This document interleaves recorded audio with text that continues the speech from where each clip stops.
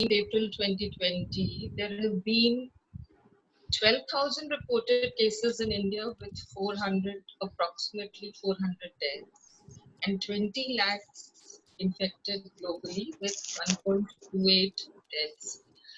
Now, now with this pandemic looming large around us, what are the measures that we as a nation of approximately 1.4 billion people are going to take to prevent a catastrophe in our population and amongst ourselves? Prime Minister has been again and again saying that the only solution to both to these to this disease primarily is to give a lockdown for 21 days initially and again extended for another 19 days, making it 40 days. This lockdown and a word called phrasing of social distancing by him been used as the only weapons that can save us from this deadly pandemic that is there.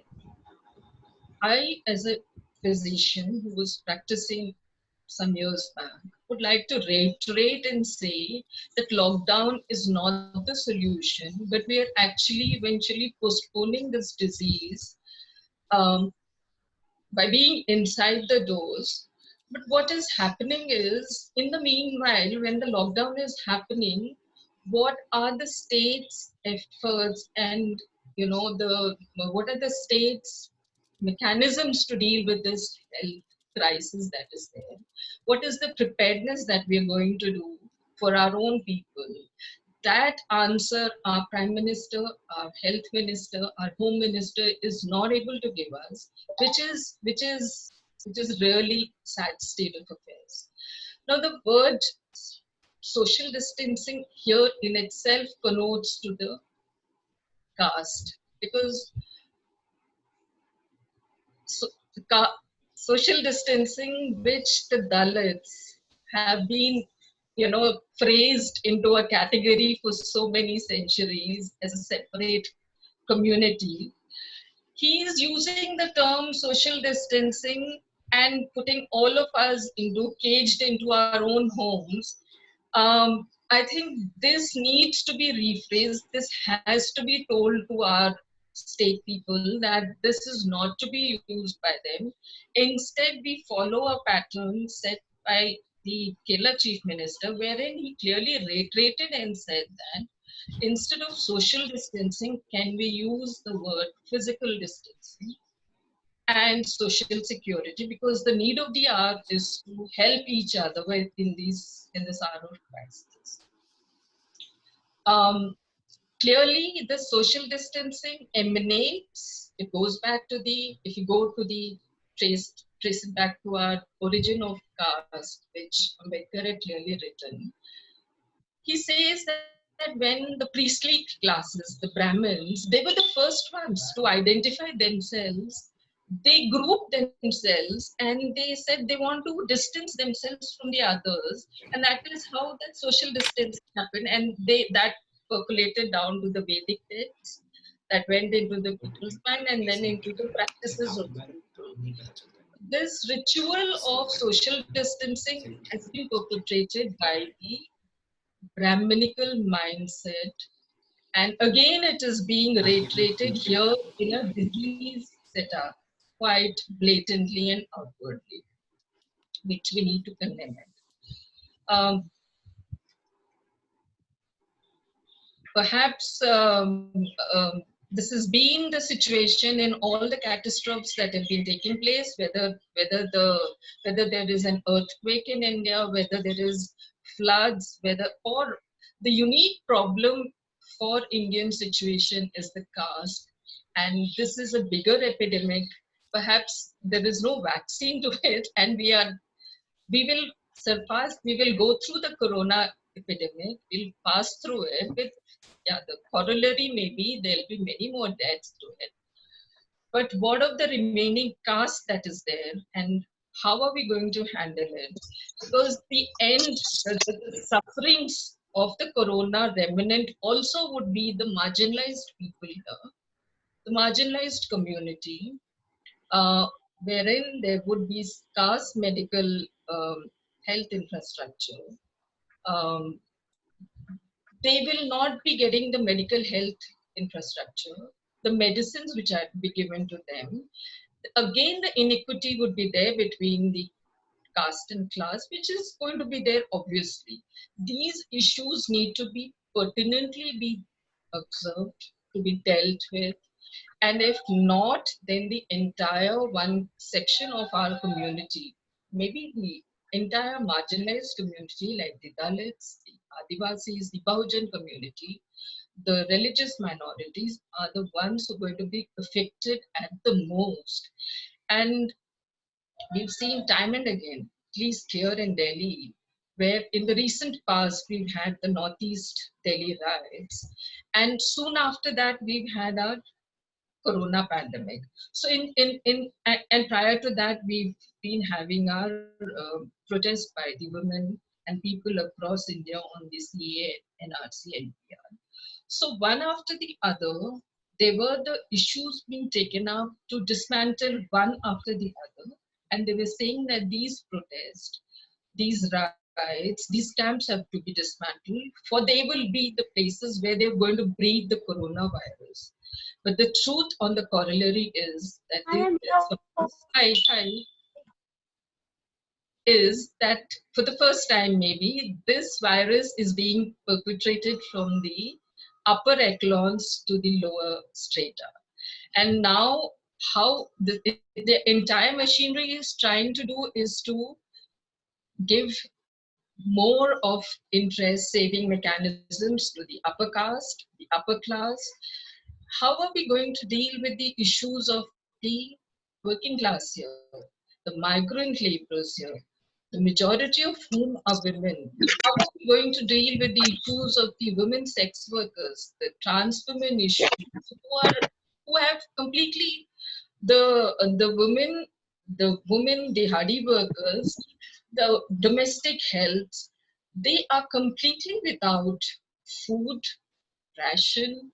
How are we going to sustain their lives in for the coming months also? I think the government needs to scale up its resources. It clearly has been saying that, show us your ration card, show us your BPL card. For then we would know that we can provide you with certain amount of ration or whatever food supplies. But when a person doesn't have any of these um, provisions with them, how is the state is deliberately ignoring these and then giving a pittance to certain people who would have the state sponsored cards with them and say that we have done our responsibility.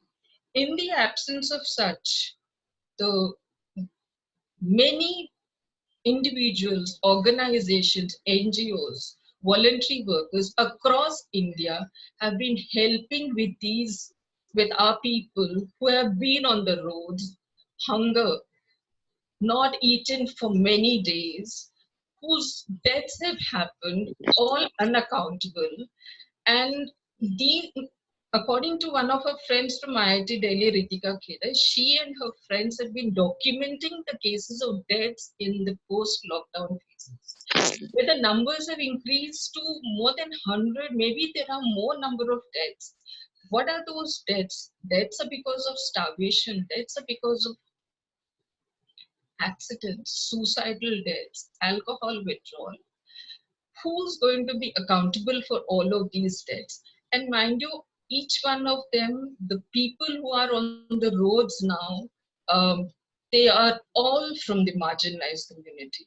And, and it puts our heads in shame collectively for the crisis that we are in. Maybe because some of us who are in a privileged position, we have groceries, foods, and all. But what of the largely 70 to 80% of our population who is going without food now? And I think each one of us, should be accountable for it. The state should be accountable for it. And um, in many ways, this is the social impact it has taken. What of the medical? the health infrastructure which has already been in doldrums. Going back to pre-COVID-19 era, not to say that health infrastructure was in a very good shape, it was always in a bad. The GDP allocated to health was around only 1%. Maybe it shifted to 1.6. Of this 1.6%, center was, hello, center was allocating only 0.6% and the states were giving 1% of the total GDP. There are no the doctor patient, the doctor beds ratios, hospitals in India is are abysmally low. We don't have ventilators. The total count of ventilators in India as of now is 40,000. CM of Punjab has said that he only has a number of 28 ventilators. Why aren't we speeding up to manufacture more ventilators from the corporate lobbies who are there stashed with a lot of money? Why aren't they coming to say that, okay, we will, you know, do something about ventilators? Maybe we require around 2 to 5 lakhs ventilators for our population, which is also very less now. Given the number of infections that are going to rise steeply, this number of ventilators is also less. Do we have enough oxygen cylinders for patients if they go, because of this affects our respiratory system? We don't have. So the net result in all of this is going to be we have a large number of deaths around us, which we eventually would be, because the epidemic curve is not in any way flattening, but the epidemic curve for India is on a rise, which is a reality for us, grim reality for us. And the population, the community which is going to be wiped out right now is again, sadly, the marginalized community, the people from the downtrodden community, the SC, ST, OBCs, um, and and state would look the other way. Well, this have we learned any lessons from the epidemics or pandemics that had taken place in the past 100 years? Five such pandemics had taken place. The first pandemic, I mean, prior to that also we had, it was in 1918, which was called Spanish flu, wherein around globally 500 million deaths, 500 million people were infected and around 50 to 100 million people died. But that was a huge number at that time. But given at that time also people were not helping each other. They were not, people didn't die of the Spanish flu, but they died because of hunger and starvation largely, because people were not helping them. But come back to 2020, with maybe Indian health infrastructure not being too good, but we have advanced there. But can we in any way, so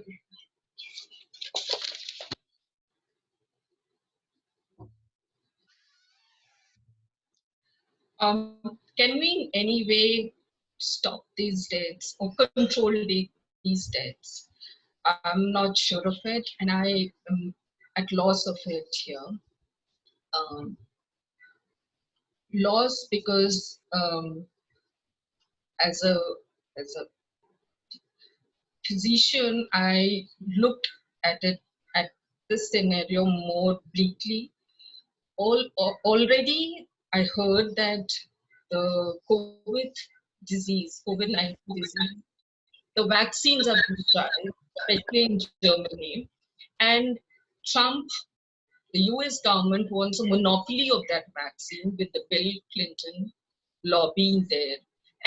And the unethical practices um, to garner the trials for such vaccine are also in the process. They are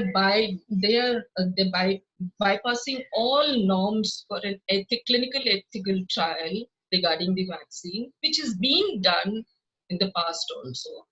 But what is they're not, I heard that in the European setup, they are not ready to do the testing on the animals, which is mandatory. Straight the issue now is to test it on humans rather, and first testing on state on the animals and then in humans. So the lobbying, corporate lobby for vaccine is also getting ready, and there is a big market for it. Um, in this scenario, I would just quote Ambedkar here. Um, um, and I just want to go back to some more thing.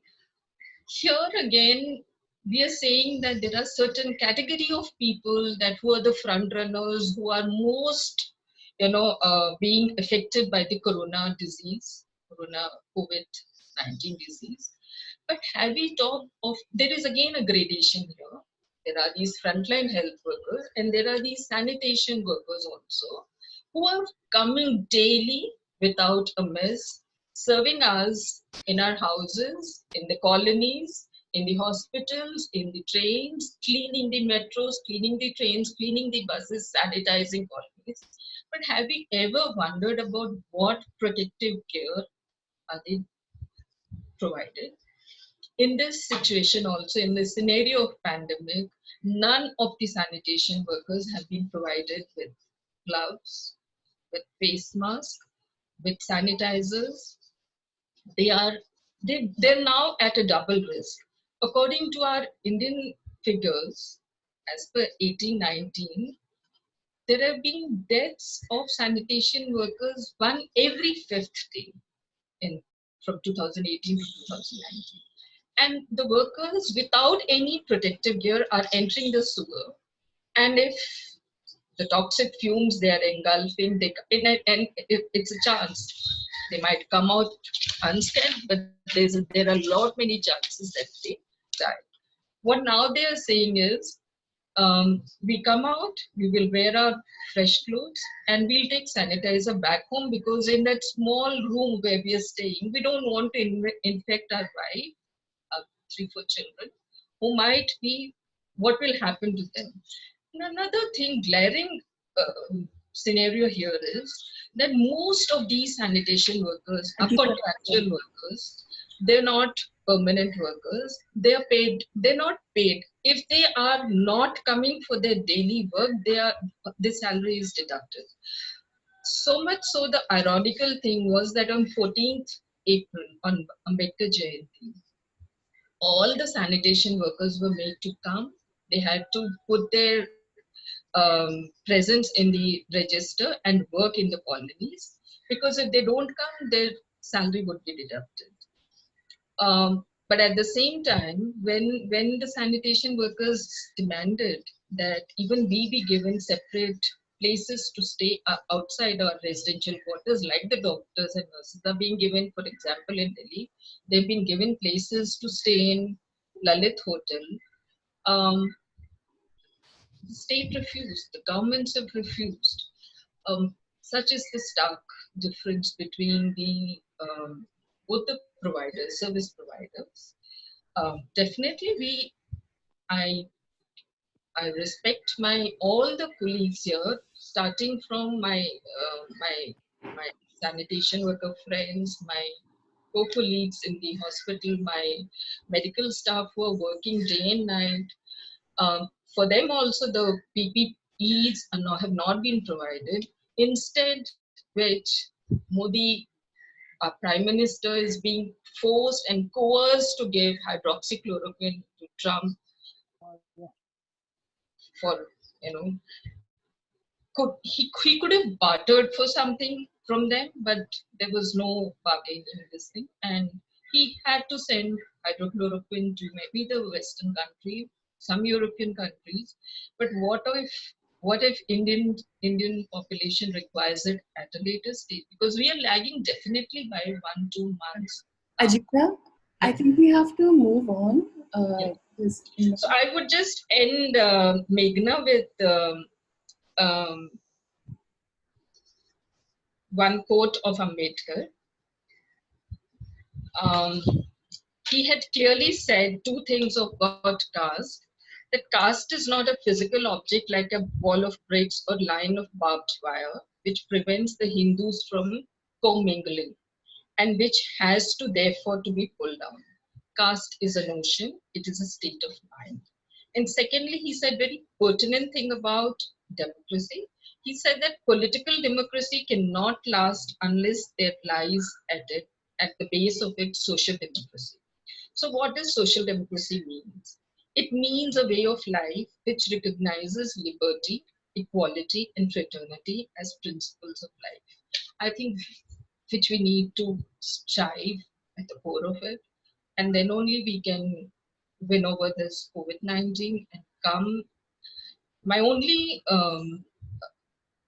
wish would be that in the end, when we come out of this COVID-19 epidemic fight also, post scenario should be a larger humane thing where we all would be together and not fighting on the basis of our caste and class basis, but rather all would be treated equally in this disease scenario, post disease scenario.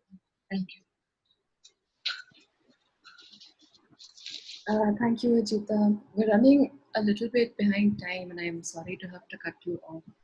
But No, yeah, we'll move on to Geetha now. Geetha, Yeah. over to you.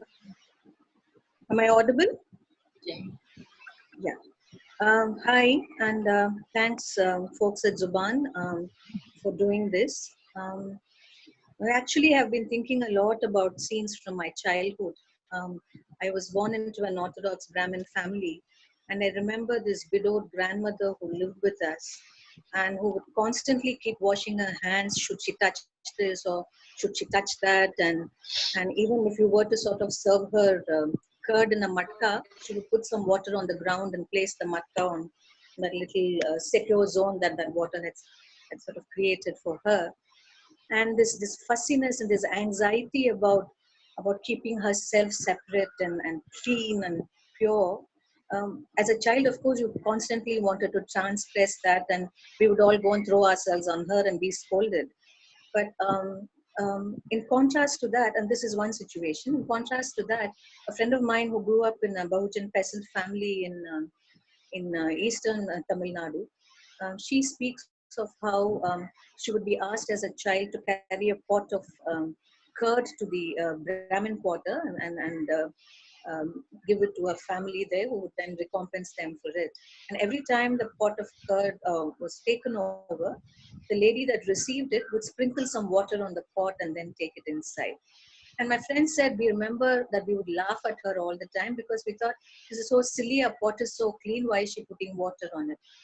And I sort of want to just place these two scenarios side by side to call attention to how this whole notion of purity or of keeping oneself exclusive, of enclosing oneself, has very firm roots in the space of the domestic.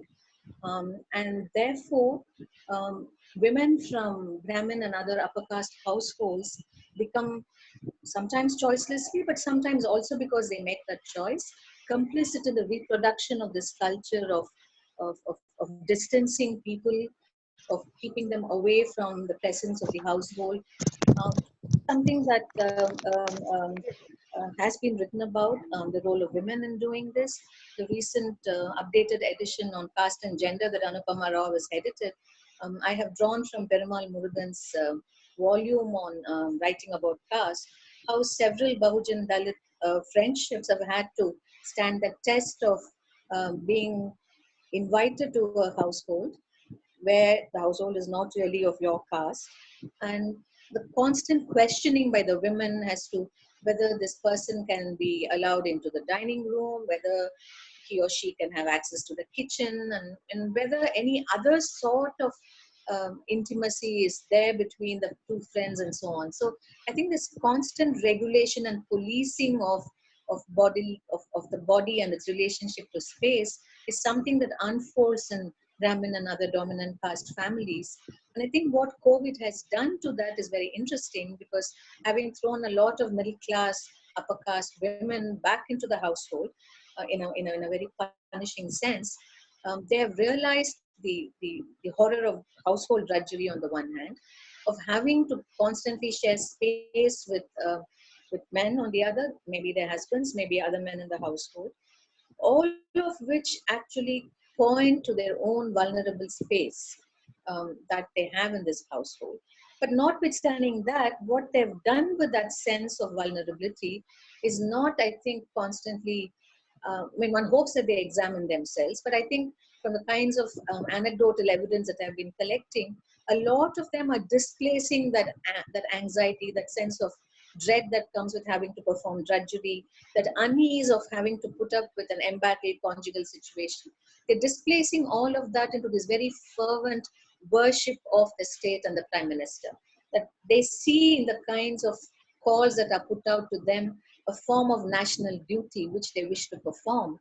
And in doing so, they again end up reproducing the structures which render them complicit in the practice of caste based exclusion and caste based patriarchy. And this is at the level of the household.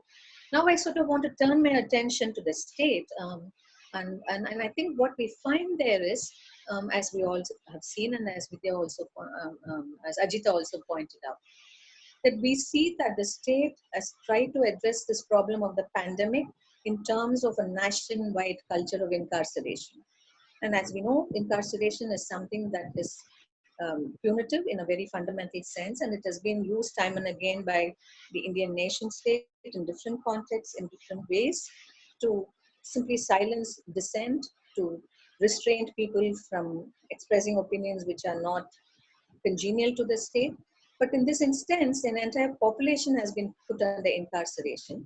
And the only ones who see it as incarceration and as interfering with their right to exist, because they exist by dint of their labor, are the working classes, comprising largely of Bahujans, Dalits, and Adivasis, many of whom have made it very clear that this incarceration is costing them their lives, it's costing them their futures, and who have very sort of prettily told us that the choice before us is very stark. Either we die because of the virus or we die because we're going to starve to death. And I think this manner in which they have posed this question ought to make us pause and think of the very stark choices that the state has imposed on the working communities of this country. And a choice that liberal thought doesn't seem to want to entangle, but keeps coming back to it with a kind of half-hearted, embarrassing formulation that we don't want to lose lives, neither do we want to deprive people of their economic opportunities. But how the hell are we going to square the two of them? Unless we rethink the way we are doing this incarceration and rethink the way we are handling this pandemic. And here I think what is at stake is also the ways in which the working classes are being demonized and are being awarded punishments and are being seen as errant children who simply don't understand the nature of this pandemic, whether it's being bundled off into those trucks and buses, whether it's being beaten, whether it's their dwellings have been set on fire like happened in Delhi recently, or simply being lectured at or being infantilized completely.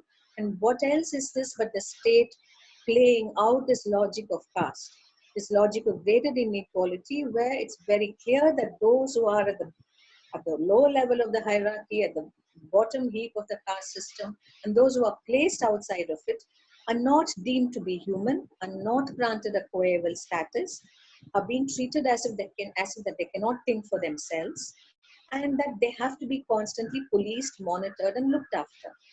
And looked after in a very sort of left-handed charitable manner.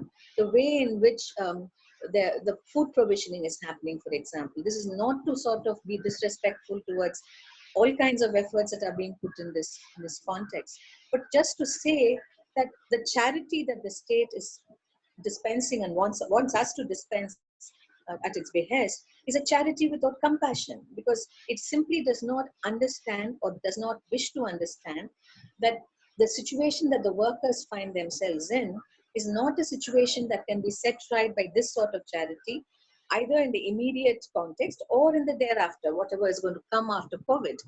And I think this is important because of the way this whole discourse is being structured. It's as if that once COVID is lifted, the workers will all be back at work and things will be normal. But I think perhaps we should use this opportunity to question the normal. I mean, the extreme vulnerability in which workers are placed, in which they do not have anything that would fetch them a meal beyond that day of work.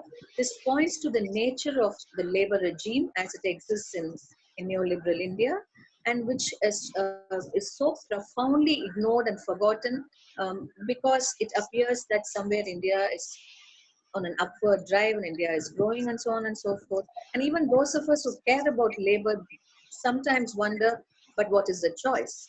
So I think this choicelessness that has been imprinted into our systems is the same choicelessness with which the caste order has been reproduced. That it's been constantly reproduced on the argument that this is what it is. Try as you might, it's very hard to annihilate it. Let's see what we can do within its limits. And I think what the state is now telling us is that this order will stay. We may come back to a new normal, but basically it will also comprise the old normal, where workers live on near starvation wages, where they don't get to sort of live in decent housing, where there's no health care. And much of this will continue as ever. And to me, it seems that the two scenarios, the discovery of everyday drudgery that middle class, upper caste women find themselves in, and which they probably will not end up questioning in a fundamental sense because there's too much to lose to opt out of that system, but also because they simply do not think that their drudgery is somewhere connected with the way the state treats the working castes and communities of India.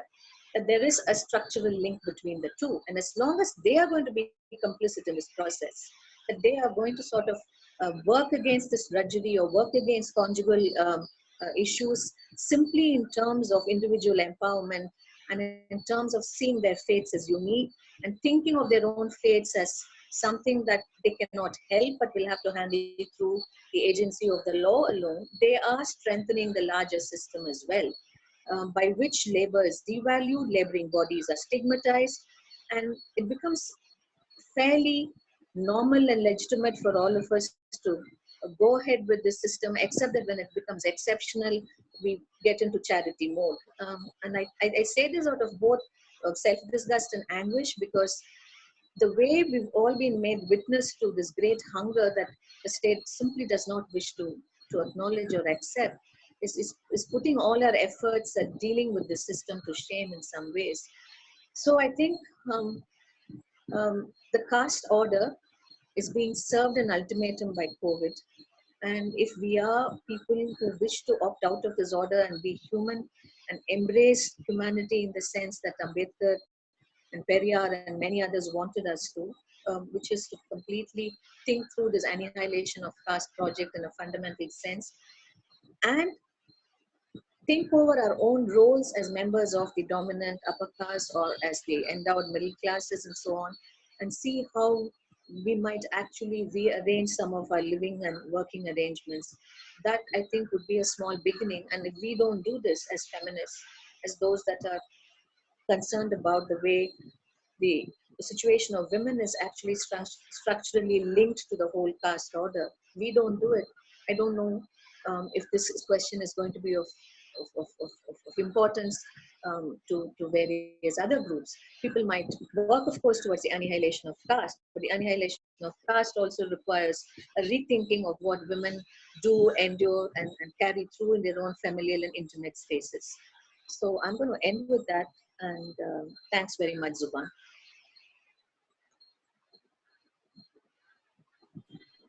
Thanks so much, Geetha, for finishing up also. We're just like taking a few questions. From the very beginning, we have an observation from Ishmeet Kaur talking about how caste has played a significant role even with cremating bodies that have been deceased, that have been affected by corona. There is a question about how we can get rid of such mindsets in the present scenario when even in Punjab there's a denial of why people are being cremated, even though they're, I can read it out, or Ishmeet, if you'd like to come in with a specific question right now, you could unmute yourself. Anuradha Gupta has a question for Ajita, asking about the change in terminology from social to physical distancing, but does a mere change in terminology change the prejudice regarding caste and gender as well? So there's that. There's a question from Louise about how in South Africa there's been a drop in rape and other crime rates during the lockdown, but a rise in gender-based domestic violence, and what is the sort of parallel situation in India? If the two of you could address these, we'll then move on to the next section. Yeah, can I? Yeah, go ahead. Yeah. We recently saw in Punjab that, the only Padma Shri Ragi of Golden Temple was denied cremation, rights on the cremation ground. And of course, I mean, one of the major reasons is that he was affected by COVID-19. But the other reason was that he did belong to a Mazbi Sikh community, and caste played a very important and a crucial role over here for not letting him be cremated. And then somebody personally gave a land and said that he may be cremated there. So these are crucial times, when um, like it's very difficult to even get people for cremations or burials. And at the same time, there is caste playing a significant role, which is very disturbing. And so I don't know, like it's just an observation. I know there are no straight answers, but how do we look at this kind of mindset? Um, when are we, like, what could we do in such situations? Um, are you done, Ajita? Hello. Um, I think one of the things about caste rearing its head at almost every level of handling the COVID epidemic is, of course, that we simply do not become a virtuous nation because we are faced with a do or die situation. And I'm reminded of a line from Kamla Ben Patel's book on partition, where they're waiting to receive women from a Pakistani military camp somewhere on the border. And Kamla Ben sort of wonders that they're going to come in such a condition, we have to be prepared. But she says, we simply do not have sanitary labor to keep this camp clean. And while one understands exactly where her anxiety is coming from, the fact is that even in the most extreme of situations, we do sort of take for granted that there will always be somebody who will clean up after us. And that is, I think, one of the most vicious sort of expressions of the caste order, which sort of becomes part of the way we think about keeping ourselves safe, that there will always be someone who can be rendered unsafe so that we can stay safe. And that's tallies with what Ajita was telling us about the plight of sanitary workers. So I think with cremation too, that's the thing. I mean, this whole thing of safety, unsafety, pure, impure, survival, death, these are tied together in such a dialectical tangle along the line of caste that unless you completely fundamentally keep caste in the foreground, whatever it is that we are dealing with, we may not be able to address it in all its horror and its layeredness. And in connection with that, the increase in domestic violence or the kinds of things that women face at home during lockdown, I think, of course, this is something again which I think we must expect to happen, given the fact that um, conjugal peace at the best of times is really a kind of a stalemate situation. It's not that people have addressed conjugal violence in any meaningful way, but also that the space of the home is something that we need to constantly unpack as not being safe or as not delivering peace. But as long as we keep thinking of the home as a place whose peace can be ensured either through law or through arbitration or through other means, I think the problem of dealing with the constitutive non-safety of the home will remain with us. And in this context, which is why I started with the home, that one must expect to feel the weight of drudgery and violence, but unless that sense of fear and anxiety that you experience is linked with the larger culture of fear and larger culture of aggression that is present within the caste order, just to make sense of it for ourselves, we may not be able to work through it carefully.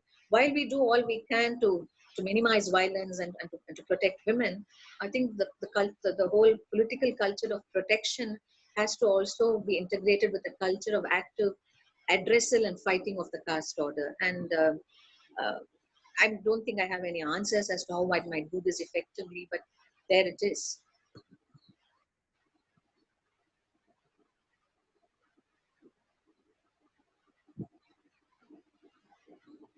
Okay. Ajita, do you want to address any of the other things, or should we move on to the next set?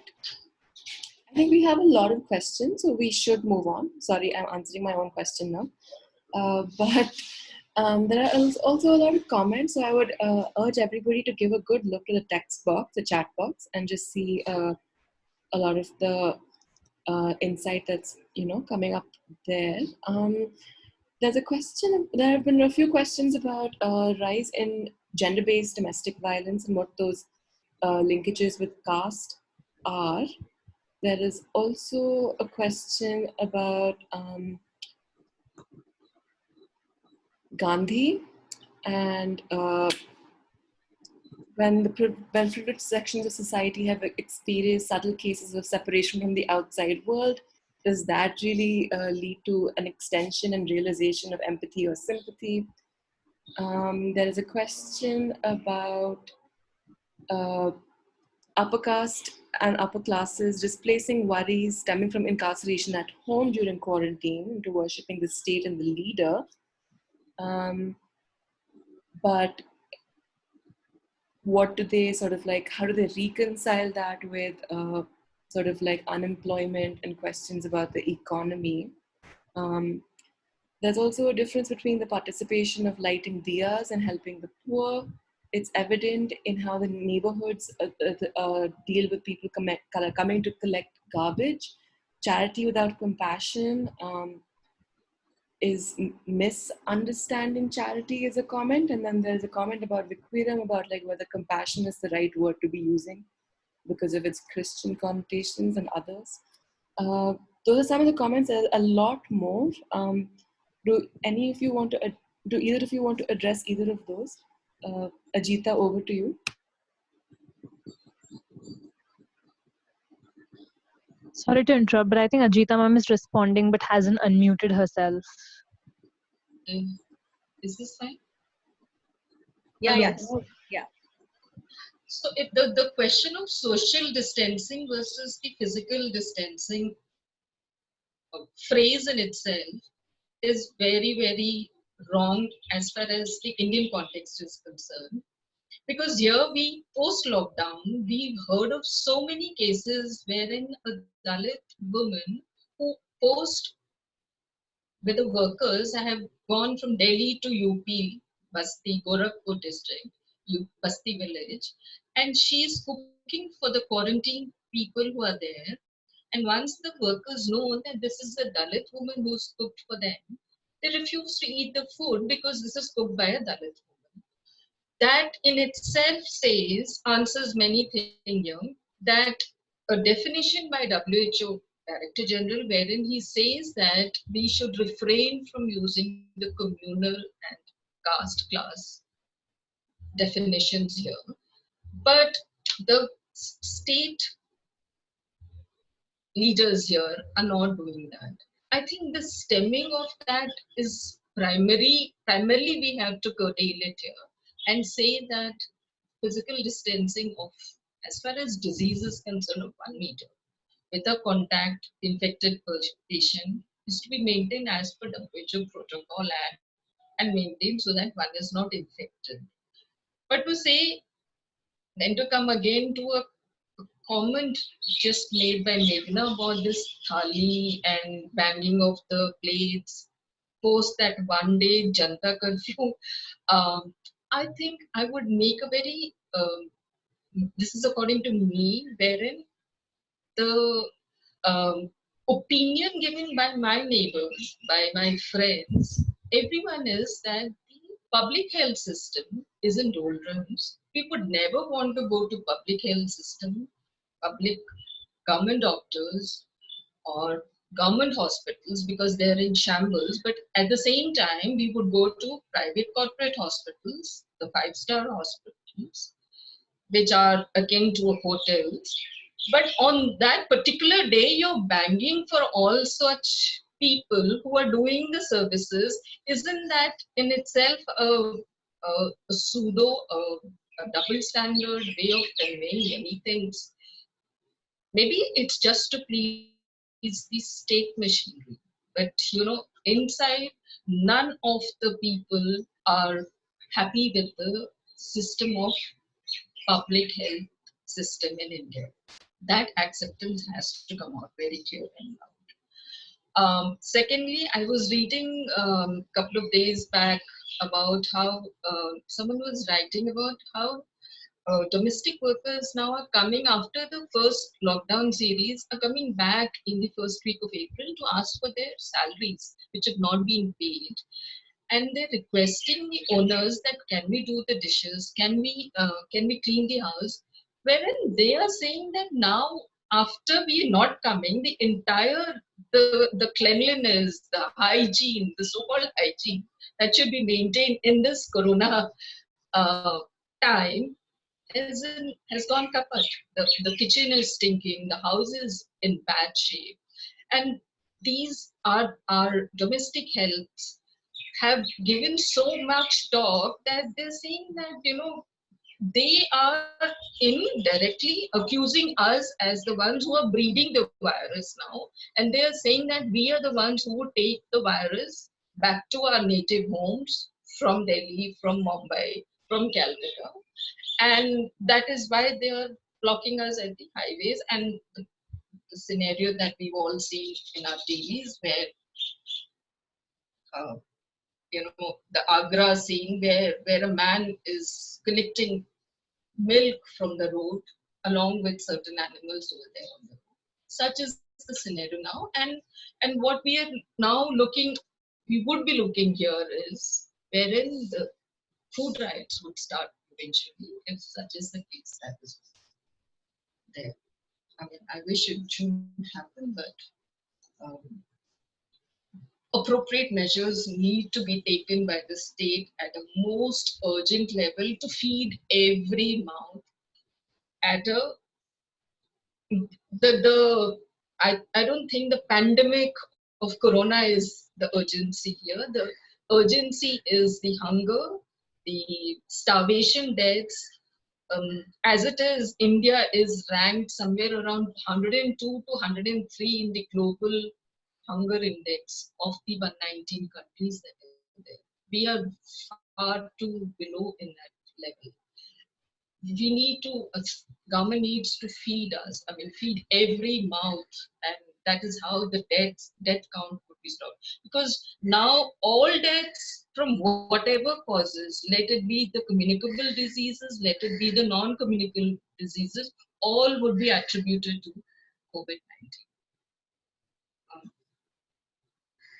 thank you.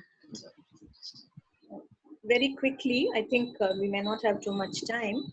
I want to respond to a couple of things from the chat window. One is a question about how the state infantilizing Dalits and other working class groups, isn't it also sort of parallel by demonizing the Muslims? Absolutely, I think that's a very important parallelism to be kept in mind, that all that the state, Indian national state, nation state imagines under the present dispensation to be sort of worrying away at its sovereignty, at its sense of securitized sovereignty. It wants to sort of push into a situation of either incarceration or demonization or infantilization. And this is what we find the state doing now. And that I think is a very worrying thing, because we will live with the consequences of these choices through the corona period and afterwards. And that is something that we also sort of keep having to deal with on a day-to-day basis, like we saw with the arrest of Anand Teltunde and Gautam Navlata yesterday. So I think that part of the problem is going to stay with us as long as the present dispensation lasts, and who knows, even later on as well. And the second thing is it's about how might we sort of connect these moments of rupture that are visible to us, that the entire population is in a state of some sort of an incarceration, and will it sort of put into our conscience or into our sense of where we are an understanding of how caste works in the society? That's something like that was one of the questions in the chat window. One can only hope, because I think there's plenty around us to distract us from having to deal with caste head on. And as many of you have pointed out in your chat window examples, caste continues to function at every level of the handling of this epidemic from, as Ajita said, workers who refuse food being served by Dalits, to doctors who wish to sort of keep themselves apart from those they consider to be from a different and lower caste, and so on. So it's alive at every level. But I think whether it's hopeful or not, I don't know, but it's really a serving of notice. It's a historical notice that's being served on us. And if in spite of this, we don't rise up to the occasion and rethink some of these things carefully, I don't know what other ways in which we can sort of understand the severity and violence and extreme cruelty of the social order. It's a cruelty that has become so normalized we don't notice it at other times. But this is giving us an opportunity to view it in its, it's like Medusa's face. It ought to turn us into stone and into reflection. But whether it will, I don't know. I just want to end with a very small anecdote. An old childhood friend of mine got in touch with me, basically because she's facing a lot of domestic violence and tension at home. Now it's lockdown and everything. And I felt very moved by her story, like when she said 33 years of married life, and I see it as a blank. Now that we are forced to live with each other day in and day out. But at the very next day, she sends me this little video of a baby who's sort of telling its mother it won't go to the creche, it won't go to the child care center because Uncle Modi has asked me not to go. And somehow for her, these two things are completely separate in her head. And that to me symbolizes the sort of situation in which the caste system has left many of us, that we don't, those of us who are complicit in its workings, don't see the larger structure which keeps it in place. And we look up to that structure to protect us. And there was a question about how do people do that? Why do they look up to the state, to this dispensation when they face unemployment, when they've had to deal with so much of other stuff from the state over the last so many years? But I think that is the success of the caste system. And as Ambedkar says, it breeds what he calls a mental habitude, he says. It's something that structures your very sense of being. You think that is the way to be. And unless you get a sense that is not the way to be, either through political action or through the forging of new collectives or through conversion or through some other means, till you're beaten on the head and told so, or you're made to listen, I don't know how else that's going to break for most of us who are part of this system. And I think that whole thing about Ambedkar calling it a mental habitude is something we need to come back to and rethink over and over again, because that habit is also something that's become so normalized. So with that, I will end my remarks. Yeah, Meghna, I just want, thanks, Geetha. Very pertinent of you to sum it up. I just want to add two things here. Uh, Prior to the initial lockdown, Prime Minister Modi had an important meeting with the media corporates, both the print media, all the media people, to saying that now every coverage should be a positive coverage. And what happened in between was the Nizamuddin incident, wherein around 1,500 to 2,000 people congregated from 1st to 15th March. Some were positive cases, but the entire media machinery focused on those 1,500 to 2,000 people, that they were the spreaders of the coronavirus, rather than 13 lakh quote NRI or foreigners who had landed in India after the detection of the first case on 31st January 2020, and they being scot free. Many of them who had come from abroad were medical students popping paracetamol pills, and when the thermal scan was done, they were all afebrile, and they had all gone to their own homes without quarantine.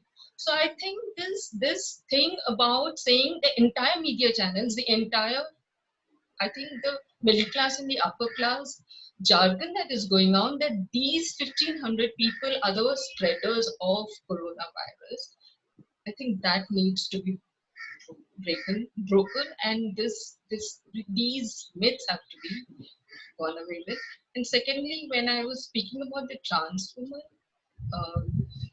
the community, LGBT community from India and Pakistan had given a petition to WHO, India and Pakistan, saying that there are no separate isolation wards for them. There are only female wards and there are only male wards. And if they are put with the male or female, the discrimination again starts for them there, and they are at a higher risk of infection. I think these are the, and trans people, trans community people are the most vulnerable here, because for the people, I mean, many of us would be exposed to the virus, but what about them who would be infected, and where would they be taken care of?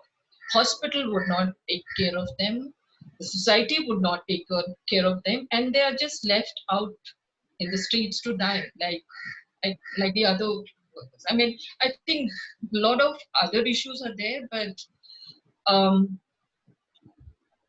the issues of migrant women workers, migrant workers, the sex worker issues, they all need to be taken care of. And if not, then a lot more of our population is going to be erased out at the um, snip of it. So, with that, uh, I think it should be a collective process of dealing with it, healing, and coming out of this pandemic and epidemic in India, and that to deal with the caste, the discrimination of the marginalized communities.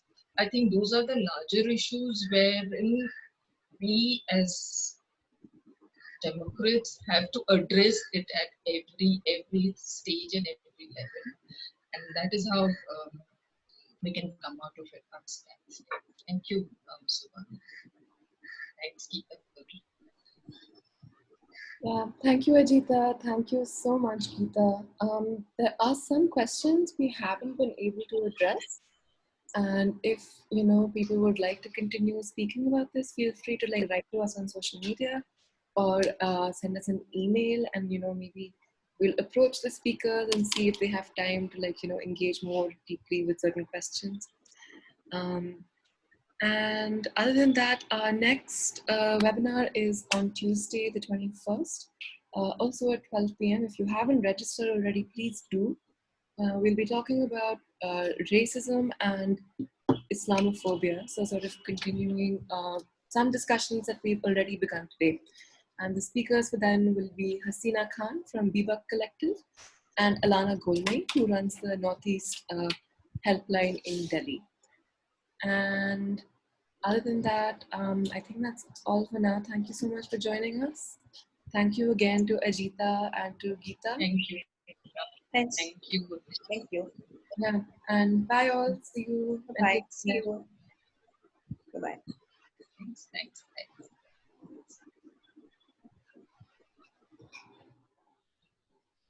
for organizing.